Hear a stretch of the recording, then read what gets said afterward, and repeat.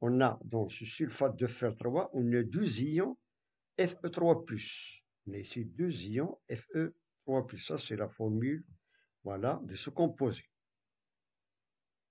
Bien, étant donné qu'il contient 2 ions de fer 3, on peut donner l'équation de cette dissociation. Donc, lorsqu'on fait dissocier, si vous voulez, ce composé ionique, il va nous donner 2Fe3+, et 3 SO4-, c'est-à-dire 2 ions ferriques Fe2-3+, et 3 ions de sulfate SO4-. Bien. Et lorsqu'on passe à la proportionnalité en ce qui concerne le nombre de moles,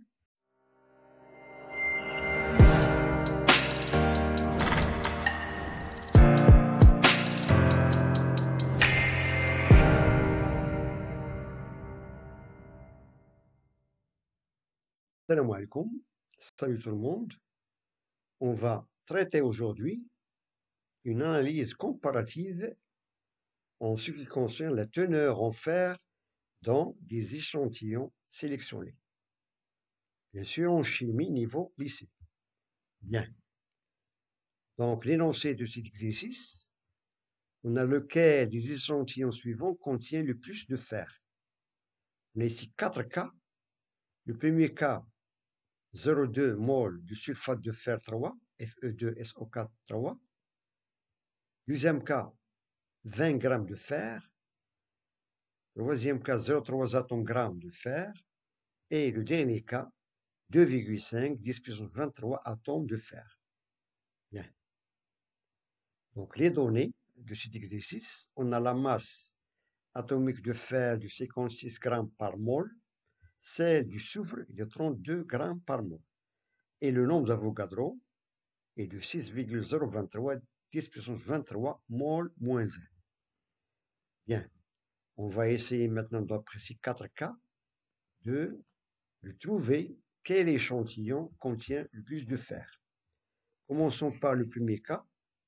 On a, dans le cas de 0,2 mol du sulfate de fer 3. Donc, on va calculer le nombre de moles de fer dans 0,2 mol de sulfate de fer 3. Bien. On sait que on a dans ce sulfate de fer 3, on a 2 ions Fe3+. On a ici 2 ions Fe3+. Ça, c'est la formule, voilà, de ce composé. Bien, étant donné qu'il contient 2 ions de fer 3, on peut donner l'équation de cette dissociation.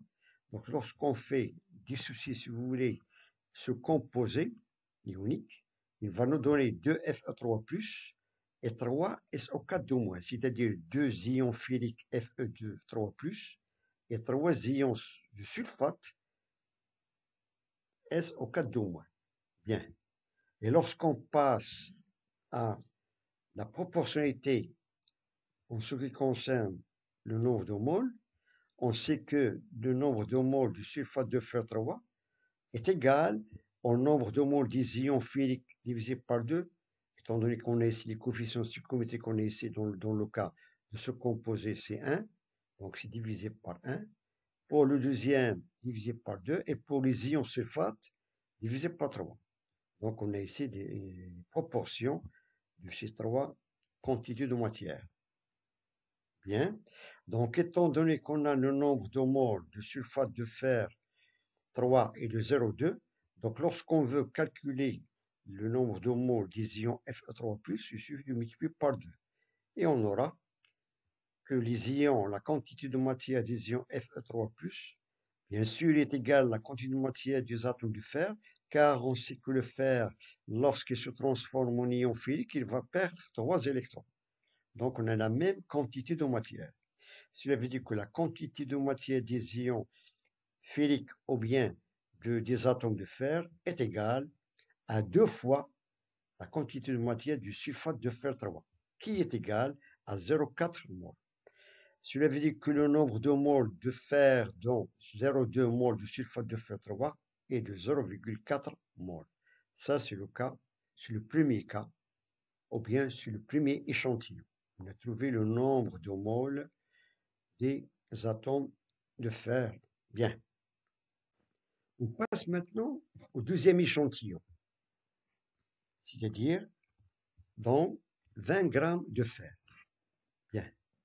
Donc on va calculer le nombre de moles dans 20 grammes de fer, sachant que la masse atomique d'une mole de fer est de 56 grammes. Bien, un peu de réflexion. Calcule le nombre de moles de fer dans 20 grammes de fer. On va appliquer la relation suivante. On a la quantité de matière petit m est égale à la masse petit m sur grand M. Petit m, c'est la masse qui est donnée, c'est 20 grammes. Et grand M, c'est la masse molaire de l'atome de fer, qui est égale à 56 grammes par mole. Bien. Et on va faire l'application numérique. On a petit m est égal à 20 et grand M est égal à 56. Et on trouve que la quantité de matière ou bien le nombre de moles de fer dans 20 grammes de fer est de valeur 3,8 10 puissance moins 1 mol. Ou bien c'est 0,38 mol. Bien, ça c'est la quantité de matière dans 20 grammes de fer. Bien. On passe maintenant au troisième cas. 0,3 atomes, grammes de fer. Bien. Un peu de réflexion. Donc, calcule le nombre de moles de fer dans 0,3 atomes, grammes de fer. On applique toujours la relation N est égale à petit m, c'est grand M. Sachant que petit m, c'est 0,3 atomes de gramme de fer, qui est égal à 0,3 grammes. Et on a grand M est de 56 grammes par mol. Et on trouve cette quantité de matière ou bien le nombre de moles de fer dans 0,3 atomes grammes de fer est de valeur 5,38 10 puissance moins 3 mol. 5,38 10 puissance moins 3 mol. Bien. Il nous reste maintenant le quatrième échantillon. 2,5 10 puissance 23 atomes de fer. Bien, réflexion. Donc, on va calculer le nombre de moles dans 2,5 10 puissance 23 atomes de fer.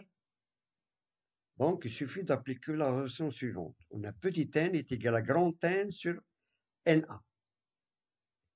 Donc, avec n sur le nombre des particules ou bien sur le nombre des atomes de fer, et Na sur le nombre d'Avogadro. Et on passe à l'application numérique. On a grand N, c'est donné 2,5 10 puissance 23. Et Na, c'est le nombre d'Avogadro, c'est de valeur 6,023 10 puissance 23. Bien sûr, mol moins 1. Et on va simplifier par 10 puissance 23. Et on aura finalement que le nombre de moles de fer dans ce nombre de 2,5 10 puissance 23 atomes de fer est de valeur à peu près 0,415 moles. 0,415 moles. Et on constate d'après ces 4 échantillons que ce dernier, bien sûr, c'est celui qui contient le plus d'atomes de fer. Voilà.